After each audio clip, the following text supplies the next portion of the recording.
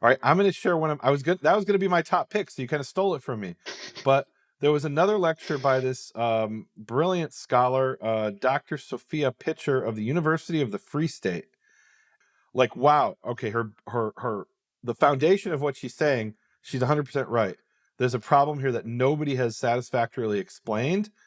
Her explanation was so complex, I'm not sure. I have to study it more, right? And she'll either be exceedingly famous, the one who finally cracked the and I felt like in awe, kind of sitting there, like I was there when they solved the problem of the biblical accents. Or maybe maybe it'll turn out that she's wrong and someone else will explain it. I have no idea at this point, but it was a very impressive presentation of evidence.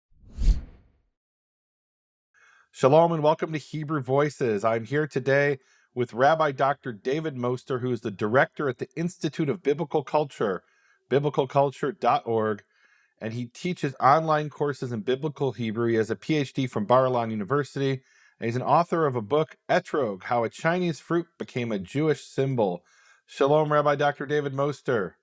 Nice to see you, Nehemiah. Dr. Nehemiah, it's great to see you. Thank you. I'm also here with Nelson Calvillo, who is a manuscript researcher with the Makor Hebrew Foundation. Shalom, Nelson. Shalom, Dr. Nehemiah. It is a pleasure to be here with you and Rabbi Dr. David Moster. This is a privilege. I can't tell you how excited I am. Great. Well, today we're going to talk about the Society of Biblical Literature conference that we all three of us went to in November of 2021, the SBL conference.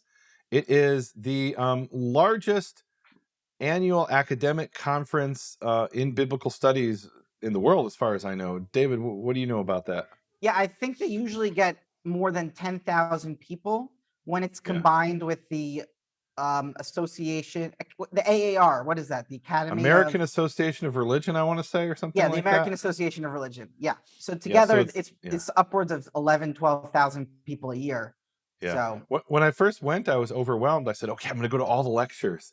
And then I found out that simultaneously there were dozens of lectures in every slot. And I'm like, okay, not only can't I go to all the lectures, I can't even go to all the lectures I want to go to that are in my the fields of interest. And you have lectures there on everything from Septuagint to the Tanakh, to textual criticism, to New Testament studies, and if you include the American Academy of Religion, which is combined, you have all kinds of things that I wouldn't even expect it at that sort of conference. But it is an academic conference, and there's some really powerful lectures that take place there. And I want us to just share with the audience just kind of like a small taste of the type of things that you can experience at SBL. I'm going to let you go first, David, and what are your top picks of the lectures that you heard at the SBL in November 2021? Well, before we even get into that, this was a very special conference because we're still in the pandemic, and last year's conference was canceled. So all of it was online. Yeah, it wasn't canceled. It was just entirely online. Right, like the physical conference was gone. Right, the physical. But it was all online. And this year we were kind of halfway there. The conference was about half as big, but the other half was continuing to be online. So it was really nice for me to actually see people like you in person again, because it had been 2 years since we had seen each other in person.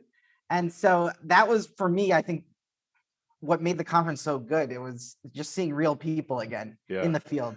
It's funny because I was talking to one professor, and he said, okay, I've got to run now because I'm going to give a lecture in my hotel room as a virtual lecture, even though I'm physically here, because that's just how it turned out that this lecture he was asked to do, or you're assigned kind of a slot, right? So his slot was a virtual lecture. Mine was in flesh, in person. This was the first lecture I gave at an academic conference as Dr. Nehemiah Gordon. So, right, yeah, that was great news to see. That was a pleasant surprise. Yeah. I was really happy about that. That you were able to get it done so quickly. I don't know that it was so quickly. It felt like it took forever, but there's people where it drags on for 10 years, and then some people never finish. So yeah, it was. I'm very pleased to be done. Would it be all right if I share my screen? Please. Absolutely. Okay. What I want to do here is I want to read a verse, actually 2 verses, and the English I think is fine for our purposes right now. And so once we read these verses, I'll tell you about the lecture I heard about this. Hmm. So this is Ezekiel 19:10-11. And it says, "Your mother was like a vine in your vineyard, planted by water. It was fruitful and full of branches because it was well watered." So we can imagine a nice grapevine growing off of a brook or a river, a nice image. Its boughs were strong, fit for rulers' scepters, real strong wood. It reached up to the clouds. It stood out because of its height and its many branches. And so here we have a nice image of a grapevine being a mighty, towering figure. So the first lecture I want to talk about that I heard was by Tina M. Sherman from the University of Minnesota Twin Cities. Hmm. And what she said is that anybody who knows anything about grapevines would see this and just scratch their head, like, what is going on? Because sure, grapevines, they can grow tall and whatnot, but the thing is that you don't want a grapevine by water, because grapes, especially in Israel, get most of their water from dew. They don't get it mostly from the roots. So they don't want to be in the water. They get waterlogged and ruined. And then the second thing is that since if you don't have irrigation, which the ancient Israelites didn't have, at least in the hill country, they may have had it in the low country, but in the hill country, what you don't want your grapevine to grow tall like we do in like the valleys and the vineyards of today, because you can't provide all that water to it. You want your grapevine to be on the ground and low. That's how you want your grapevine. And so what I did is, even though I don't have any of the pictures and images that she provided, I went to BiblePlaces.com. If you haven't heard of it, it's an awesome website, and they actually sell a lot of different things in different computer programs like Accordance or Logos. I'm making no money for this plug. I'm just saying they're really awesome. But check this out. So these are pictures from the Matzin collection, which is the early 1900s in Israel. And this is an Arab family, and they're collecting their grapevines. And just, do you notice the grapevines? They're all on the ground, because you don't want the water from the dew to start evaporating and have space to leave. You want it to have ground cover so that the dew stays there for the grapes. And let's look at another picture. This is a more modern thing that we're used to, is you see how the grapevine kind of grows high? Mm-hmm. Yes. And then the grapes grow off of it, as we kind of see in our own valleys. And here, at the same time, from the Matzin collection, this is a group of Jewish workers collecting their grapes before irrigation in the land. And what do we see? The grapes are completely on the ground, right? So in Israel, basically what you have is that if you want a good grapevine, what you're going to want to do is have it low down. And so what Tina M. Sherman was pointing out is that with this agricultural knowledge, we now better understand this metaphor in Ezekiel. What Yechezkel is saying is, like, this is going to be mind-blowing. You're going to have these little grapevines that everyone knows shouldn't be on the river and shouldn't be really tall. They are still going to be amazing. And that for me was a great insight into the agricultural of ancient Israel, and also 2 verses in the Tanakh. Very interesting. I'm gonna just leave this for a future discussion about whether they didn't have any kind of irrigation, and I'm gonna my understanding is that if you had a spring, you could have that spring fill up a pool over a period of sometimes takes several days, and you can open up a channel that would then flood fields. So they did have something like that. They called that even in the mountains. Yeah, that is in the time. They called it. There's 2 or 3 verses about that. It's called irrigation by the foot, because you would just like take your foot and open the pool. Right, exactly. Yeah. And then an example of that is the waters of Shiloach that would go out into what was called the King's Gardens in the Kidron Valley. So there were some exceptions where you did have some kind of irrigation. Right, there were some, but most Israelites, at least that weren't in the towns had vineyards, and most of them didn't have that access. And the interesting thing is, in modern Hebrew, there's a term for unirrigated fields. And I don't know the origin of this term. I wonder if it comes from some medieval or early rabbinical source. I don't know. But the term is Gidulei Baal, Yes, they or bought. Baal crops. Yeah. And meaning Baal was the god of rain. Right. And so they've now secularized that term and called crops that rely on rain. I mean, it's horrific, in fact, that they would use that term. Because specifically God in the Tanakh, in the Torah, in Deuteronomy, he says, it's not like the land of Egypt where you have water all the time from the Nile, but you rely upon the water from the heavens, meaning God is supposed to be the source of the water, not Baal. So it's an ironic term. Right. We have those things too, Nehemiah. I know. You mean in English? What's the third month of the year? You mean in English? What are you talking about? March. Okay, Right, so which is from Mars. Okay, yeah, no, for sure. Right. So look, and the famous example is the word panic, which comes from the god Pan. And so there's Charedim, ultra-Orthodox Jews, who say you're not allowed to say the word panika, which is the Hebrew form of panic. It comes directly from some European language, English or German or something. So there are Jews who will refuse to say the word panika, and I assume those Jews won't say Gidulei Baal, but maybe they do. I don't know, or maybe they don't work in fields. So yeah, we definitely have that. Planning to go to Israel, if you go to Jerusalem, outside of Jerusalem is a park called Sataf. Oh, what an amazing place! It's an amazing place. It's basically any Israelis are invited to rent land and grow trees on Stebal without irrigation, just from the water of the rain. And you can see people doing it today. It's just a fascinating place. Yeah, Sataf's an amazing place. I did a video there. I think I did a video about the name of God's silver round, and I did it sitting in front of the spring of Sataf. There's actually a spring there too as well. Yeah, that pool is amazing. And a pool. Right. Nelson, share with us one of your favorite lectures from the SBL. So, does your lecture count? That's my first question. I'm going to say yes, because I'm very unbiased here. Sure, if that was one of your favorite lectures, tell the audience about my lecture. Well, I'll say this first. I will say this is my first time at SBL. You and Nehemiah had really hyped it up for me. I was really excited for it. You have talked to me about it in the past. I've heard Keith Johnson also talk about going to SBL with you in the past. So I was excited for this. I was really excited to get the chance to listen right up front to scholars in these various fields who have committed their pretty much their lives to the research within these fields. And this being my first time at SBL, it was pretty interesting for me because I didn't get, I would say, the normal experience, right? Being in the middle of COVID, there was this hybrid approach to it with in-person sessions, online sessions, which and even then I felt a little overwhelmed at all of the different things I got to experience and got to listen to. And there are so many other things online that I wish I would have gotten a chance to listen to, and don't quote me on this, but I'm pretty sure I saw that SBL was keeping all of the online sessions available until I think January. So I'm hoping that's true. So I didn't know they recorded them, so that's interesting. Okay. According to the website, some of them, yeah. Really? Okay. So I'm hoping I can go back and find some of those that I got to miss out on.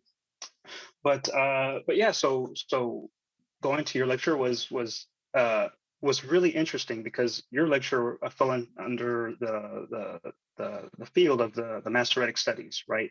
There was a gentleman who went before you who is a scholar at the University of Cambridge, and he was talking about Masoretic notes within a number of the manuscripts that have the Song of Moses.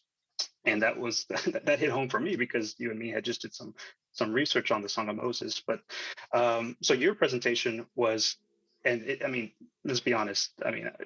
It's hard to fit all of your research into a 30-minute. Yeah, you only have 30 minutes, I think, including discussion, if I remember correctly.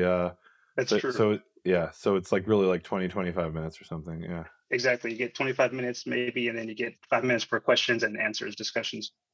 So being able to listen to your presentation was really, really amazing in the sense that you even brought some stuff that I had not even really read before or seen before, or even if I did, I kind of glossed over it. So when you have that small window, you're sort of forced to really focus on some of the more key and important points within your research. So being able to listen to you and listen to some of those very specific points, especially the thing that you write about the Aleppo Codex and the morphing, the changing of the letters in order to fix a mistake with the Tetragrammaton.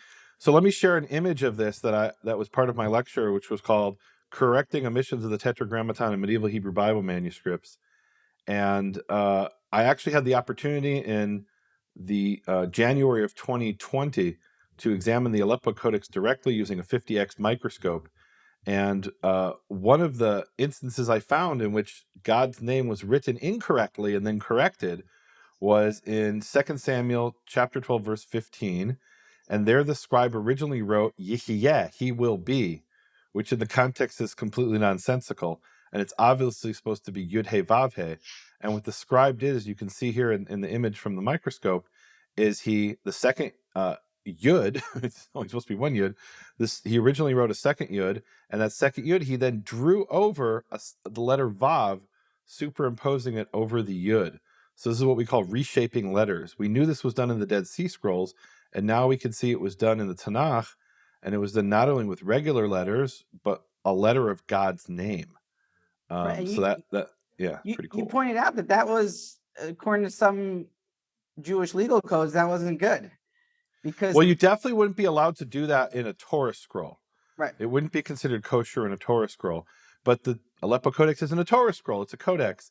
And Right. look, one of the things I showed in my PhD dissertation is that not only did they reshape a letter of God's name, but contrary to what I was previously told and thought, they erased the actual letters of God's name in the Aleppo Codex. And this is an important point I think I've shared before, but I was originally told by a scholar who spent years examining the manuscripts or the actual Aleppo Codex that they never erased the vowel or accent of God's name. That's what I was told. And I said, I wish I could check that for myself. Well, as part of my dissertation work, I was able to check it for myself. And I saw not only did they erase the accents of vowels of Yud He Vav He, there's 5 instances I found where they erased the actual letters in toto completely. Which tells you that this is probably not your typical rabbinical scribe. David, why wouldn't a rabbinical scribe erase God's name? Well, the second commandment would be not to take God's name in vain, which would include erasing.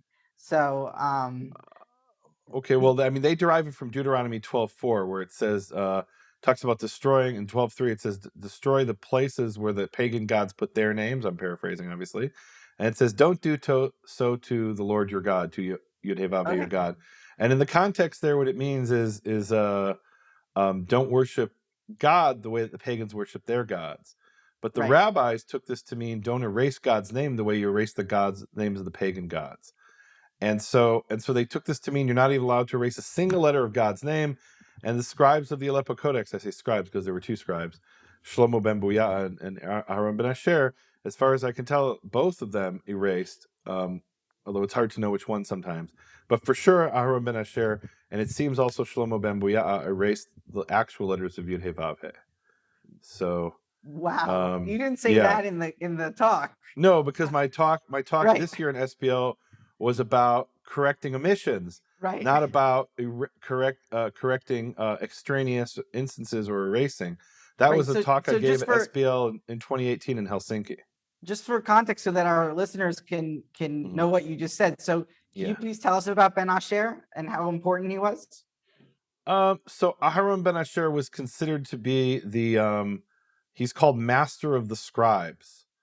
And Maimonides famously said that when he sat down to determine what are the rules for writing a Torah scroll, he based it on the manuscript of Ben Asher, which today we call the Aleppo Codex. Back then it hadn't reached Aleppo yet. It was still in, first it was in Tiberias, then it was in Jerusalem, then it was in Cairo or Fustat, and then eventually it arrived in Aleppo and now Jerusalem. And a third of it is missing. Who knows where that is? But so in the 12th century, Maimonides said that historically people have gone to the Aleppo Codex to check their Bibles against it. And so I decided if that was done for hundreds of years, I'm going to base my Bible on that as well, my Torah on it as well. Even though it's not a Torah scroll, he'll base the rules of writing a Torah scroll on the Aleppo Codex. And that was pretty much accepted, at least in theory, it's been accepted until modern times. In practice, nobody writes a Torah scroll based on the Aleppo Codex because we're missing the Torah portion. But like, for Right. example, there are many Yemenite codexes that say this was checked against the manuscript of Ben Asher. Whether it really was or not, it's a different question. But for the last 1,000 years, it's been considered the definitive authoritative text of the Bible. Right.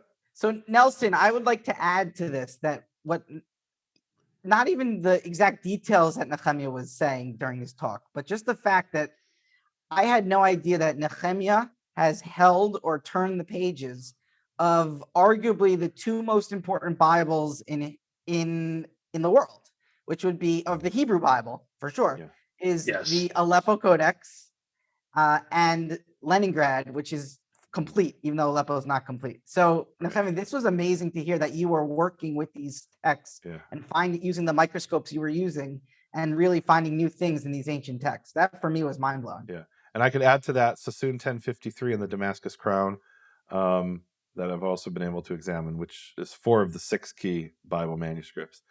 There's 2 more, and we're working on that. So if COVID hadn't happened, I'd probably have the 5th, but that wasn't God's plan. So David, I want you to jump in now and tell us your second pick for your SBL lectures that you heard. All right. So my second pick was by Ariel Feldman from Bright Divinity School. Mm-hmm. And what Ariel Feldman did, which was really interesting, let me just share my screen here, is he was analyzing the tefillin, the phylacteries from Qumran. And let's stop there for a second. Tell us what phylacteries are. So phylacteries, the only way to know what phylacteries are is if you know what the Hebrew word tefillin are, because no one knows what they are, right? So tefillin are basically 2 boxes made of leather, and they have leather straps. One goes over the head and one goes over the arm, which is symbolically the place of the heart. So the head and the heart are where the tefillin go. And inside the tefillin are different texts. And what's really interesting is that in the Dead Sea Scrolls, in those caves, they found these types of texts. Let me show you here we go. This is what a tefillin from Qumran, a phylactery, is going to look like. It almost looks like today a piece of like jerky, right? An old piece of, if you would touch this would crack in a second. This is real leather from 2,000 years ago. So it's very old. But so I'm going to throw you a softball. How do we know that these are phylacteries and not just a scroll of the Bible? So what happened is that you kind of look what's inside. And tefillin have inside them these scrolls. So the scrolls were actually found inside the tefillin, and they just happen to be the same texts that are used in modern tefillin for the most part. Many of the same texts that are used in modern tefillin. Like, for example, I could go get off my shelf my own pair of tefillin. Can you do that?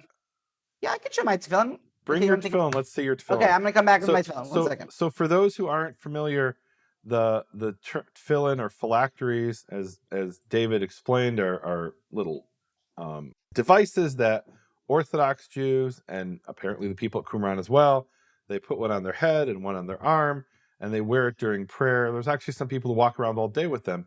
It's based on 4 passages in the Torah that I take to be metaphorical, but it says you will write it upon. It says you to bind it upon. You will bind this in the Shema. You will bind it upon as a sign upon your hand, and as a frontlet between your eyes. And totafot probably means something like headband, based on the way it's used in ancient Hebrew. So a headband around between your eyes, meaning a strip like this, and that's exactly where they put the tefillin. Not literally between your eyes, but on your forehead. So in the New Testament, of course, in Matthew 23, it talks about the Pharisees. I think he says that they make their tefillin broad or something like this. But the big surprise from Qumran is that the tefillin weren't unique to the Pharisees, that you have the people who wrote the Dead Sea Scrolls, which I take to be Essenes. Some people call them Sadducees. I find that unlikely. But the authors of the Dead Sea Scrolls, or the people, at least who preserved the dead, who put the Dead Sea Scrolls in caves, they had these phylacteries. So show us your phylacteries, Dave. For more reactions to the 2021 Society of Biblical Literature Conference in San Antonio with Rabbi Dr. David Moster, please log into the Support Team Studies section at nehemiaswall.com. You can also listen to the lecture I gave at the conference on how scribes corrected omissions of God's name in medieval Hebrew Bible manuscripts in the same Support Team Studies section at nehemiaswall.com. You have been listening to Hebrew Voices with Nehemiah Gordon. Thank you for supporting Nehemiah's Makor Hebrew Foundation. Learn more at nehemiaswall.com.